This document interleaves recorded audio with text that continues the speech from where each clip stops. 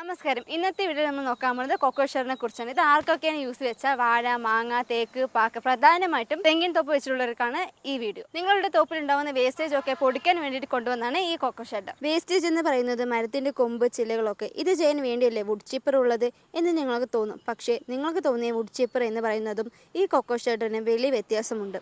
Would ചിപ്പറൊക്കെ നോക്കുവാണെങ്കിൽ ചെറിയ ചെറിയ തോപ്പുള്ളവർക്ക് മരത്തിന്റെ ചില്ലകൾ, കൊമ്പുകളൊക്കെ അതിലിട്ട് ഷ്രെഡർ ചെയ്യാം. പക്ഷേ നമ്മുടെ എംഡിഎമ്മിന്റെ കൊക്കോ ഷെഡ് നോക്കുവാണെങ്കിൽ വലിയ വലിയ തെങ്ങിൻ തോപ്പുള്ളവർക്ക് വലിയ തെങ്ങ് മട്ട ഇതിലിട്ട് ഷ്രെഡിങ് ചെയ്യാൻ സാധിക്കും.